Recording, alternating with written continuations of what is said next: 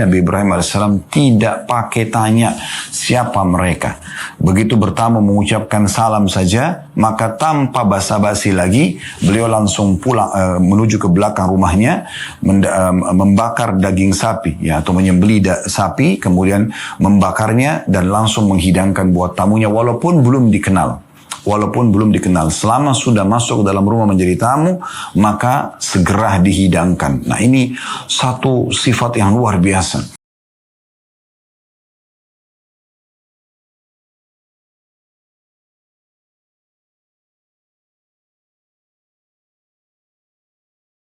Kita akan coba dengarkan apa yang ditulis oleh Imam Nawawi rahimahullah dalam bab 94 ini, bab memuliakan tamu. Beliau mengangkat dalil pertama surah Az-Zariyat ayat 24-27 yang berbunyi, Hal ataka hadithu dhaifi Ibrahim al-mukramin idh dakhalu alaihi faqalu salaman qala salamun qaumun munkarun faragha ila ahlihi faja'a bi'ijlin samin faqarrabahu ilaihim qala ala ta'kulun. Sudahkah sampai kepadamu hai Muhammad cerita tentang tamu Ibrahim dalam kurung para malaikat yang dimuliakan. Ingatlah ketika mereka masuk ke tempat Ibrahim lalu mengucapkan salam. Ibrahim pun menjawab salam orang-orang yang tidak dikenal. Maka dia pun Ibrahim pergi dengan diam-diam menemui keluarganya, kemudian dibawanya daging anak sapi gemuk dalam kurung yang sudah dibakar, lalu dihidangkannya kepada mereka. Ibrahim lalu berkata, silahkan kalian makan.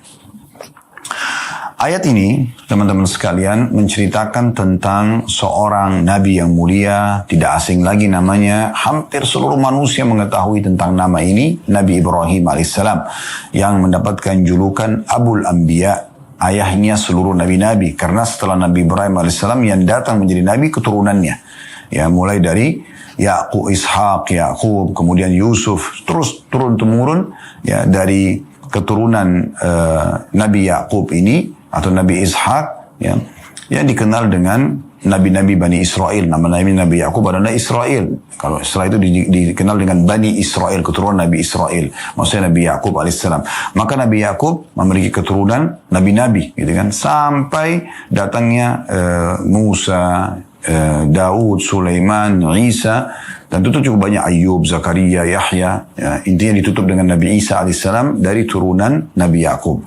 Kemudian datang setelah itu dari keturunan yang lain Nabi Ibrahim alaihissalam, Nabi Ismail alaihissalam. Ini keturunannya yang terakhir adalah Nabi Muhammad SAW. Jadi semua ini adalah keturunan para nabi-nabi. Dan Nabi yang mulia ini, Nabi Ibrahim AS dikenal dengan Nabi yang hanif, Nabi yang lurus sekali keyakinannya kepada Allah Subhanahu Wa Taala dan betul-betul sempurna dalam mengerjakan perintah-perintah agama. Sampai amalan-amalan beliau banyak dijadikan sebagai syariat untuk anak keturunannya nabi-nabi yang datang setelahnya. Kita tahu di saat kita sedang tawaf di Ka'bah, yang membangun Ka'bah adalah Ibrahim dan Ismail alaihissalatu wassalam. Maka selama orang tawaf di sana, orang beribadah di sana, dan sekarang seluruh umat Islam menghadap kiblat ke sana, maka Ibrahim alaihissalam dan anaknya Ismail alaihissalam panen pahala tersebut. Sebagai tanda kalau memang Ibrahim alaihissalam yang membangun Ka'bah, maka Allah Subhanahu wa taala menjadikan bekas telapak kaki beliau setiap kali mundur ke belakang pada saat setelah menata batu-batu Ka'bah, ingin melihat bangunan sudah rata atau belum, beliau mundur dan di situ ada jejak kakinya, dikenal dengan maqam Ibrahim. Allah Subhanahu wa taala jadikan salah satu syariatnya salat di belakang maqam Ibrahim 2 rakaat selepas tawaf. Ini juga ibadah yang akan dipanen pahalanya oleh Ibrahim alaihissalam dari semenjak beliau sampai siapapun orang beriman yang datang untuk mengerjakan salat di belakang maqam Ibrahim. Begitu juga dengan sa'i yang berjalan antara Safa dan Marwah, di mana beliau meletakkan istrinya Hajar dan Ismail alaihissalam, dan Hajar bolak-balik untuk mencari air. Tentu ini karena Ibrahim alaihissalam mengerjakan perintah Allah Subhanahu wa taala yang memerintahkan agar istri dan anaknya ditaruh di sana. Maka Ibrahim dan Hajar alaihissalam panen pahala semua orang yang sa'i. Ibrahim alaihissalam karena mengerjakan perintah Tuhannya yang menyuruh membawa istri anaknya ke sana, dan juga ya, Hajar yang berlari antara Safa dan Marwah untuk mencari air pada saat itu. Ya. Itu juga dengan sembelih, ya, di mana Kita tahu di Idul Adha nanti sebentar lagi kita akan masuk, insya Allah ada ibadah kurban. Maka itu juga kasusnya karena Ibrahim alaihissalam ya sempat mau menyembelih atau melihat dalam mimpinya sebagai wahyu dari Allah menyembelih anaknya Ismail alaihissalam, dan beliau patuh. Dan Allah puji dalam Al-Quran bagaimana dia telah membenarkan mimpi yang datang kepadanya. Karena mimpi semua nabi-nabi adalah wahyu. Juga menjadi syariat penyembelihan hewan. Dari masa itu berapa miliar hewan yang sudah disembeli dan akan terus disembeli di jalan Allah subhanahu wa ta'ala. Dan Ibrahim alaihissalam akan panen pahalanya. Dan sekian banyak keutamaan Nabi yang mulia ini. Di antaranya adalah beliau juga punya julukan lain, Abu Dhifain, atau ayahnya para penyambut tamu. Ya, beliau sangat suka sekali dengan tamu. Nah, disebutkan ceritanya adalah di antaranya surah Az-Zariyat tadi ini.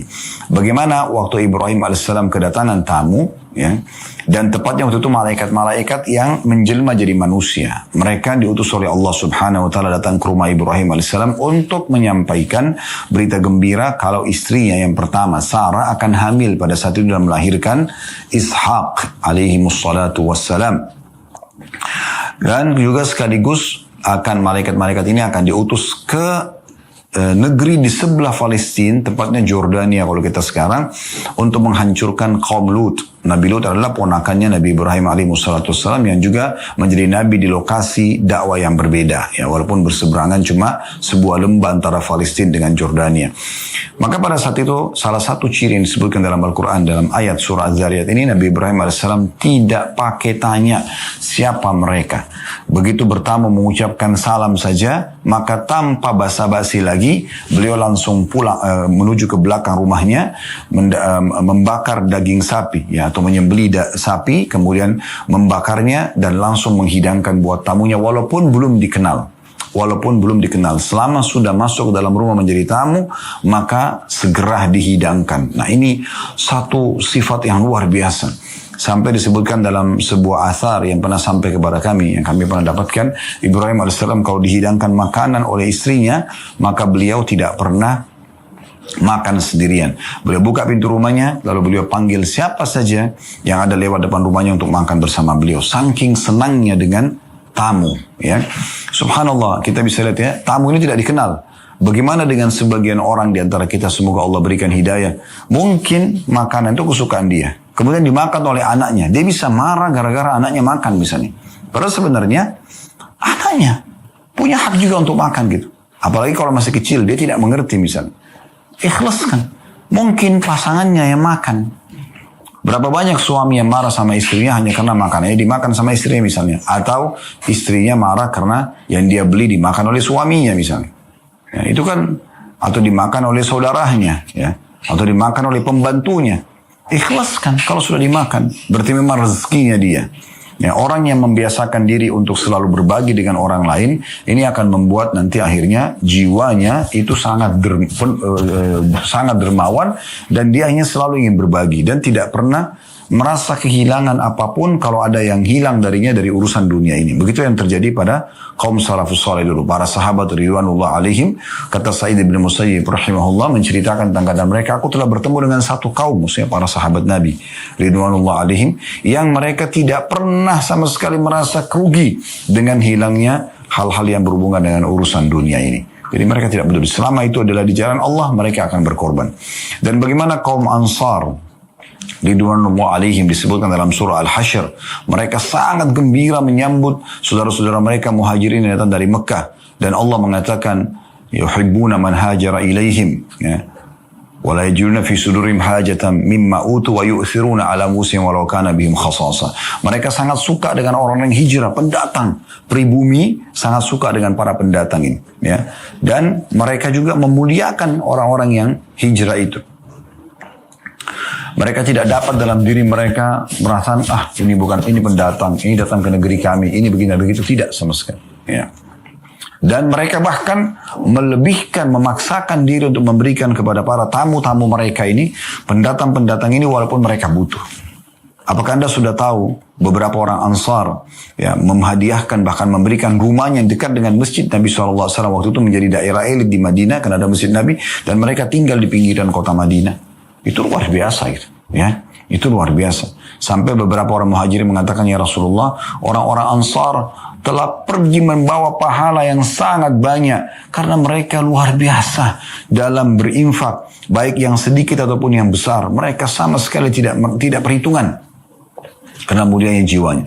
Nah, orang yang seperti ini pasti punya efek-efek ya. Karena dia sangat dermawan, dia tidak akan emosional ya. Karena dia memang murah hati, gitu kan. Dia mudah memaafkan ya.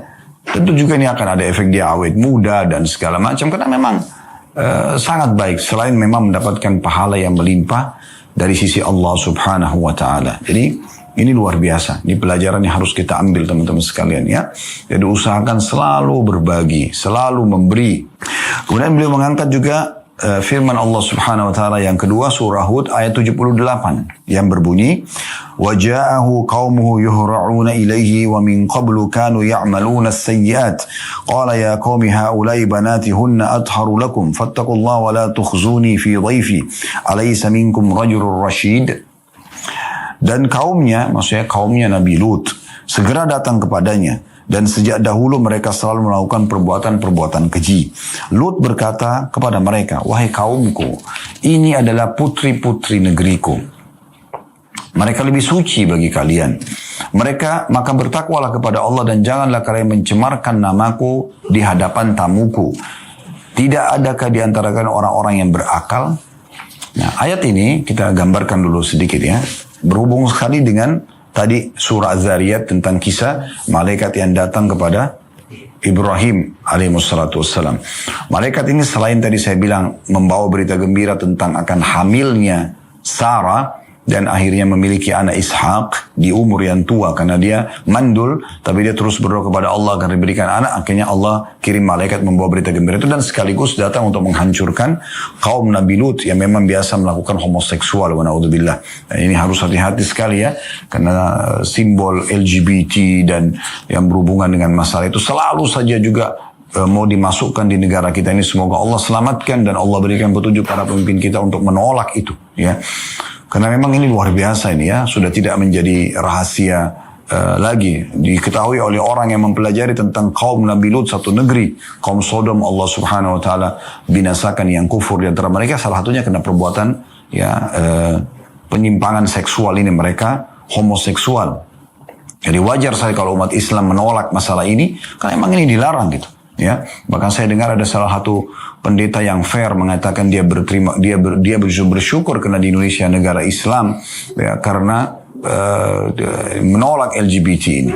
Ya, bagaimana mereka pun sebenarnya masih berpegang pada Alkitab itu yang murni mereka menolak sebenarnya. Tapi karena dilegalkan di negara-negara non-Muslim, akhirnya terpaksa mereka harus nikahkan. Kalau tidak mereka kena HAM. Dan ini berbahaya sekali.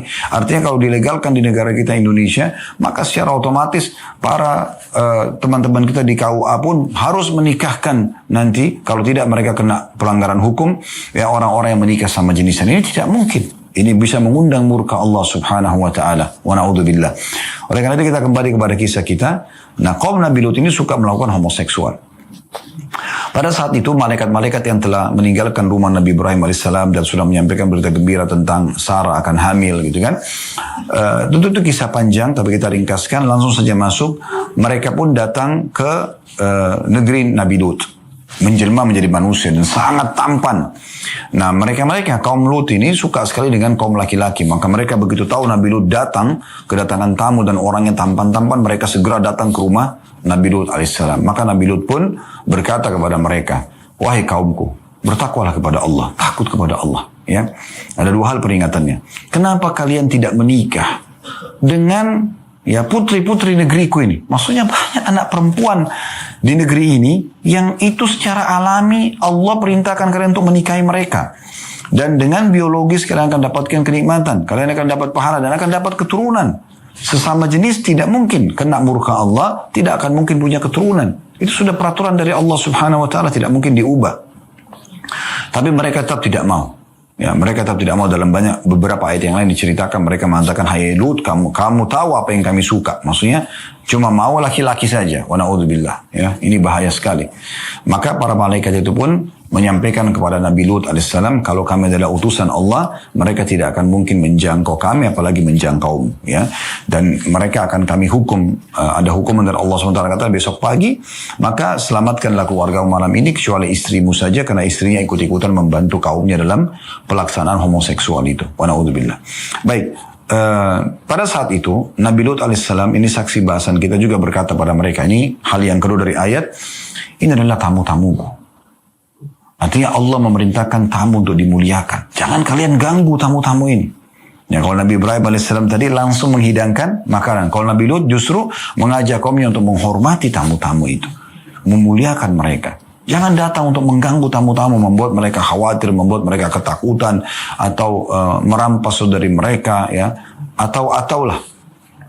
Semua itu tidak dibolehkan. Ini saksi bahasan kita adalah yang digarisbawahi pada saat dia mengatakan, ya, jangan kalian mencemarkan namaku, ya, di depan tamuku. Jangan sampai kalian rusak nama baikku, nama baik kalian, ya, karena tamu-tamu ini datang untuk dimuliakan. Begitu perintah Allah.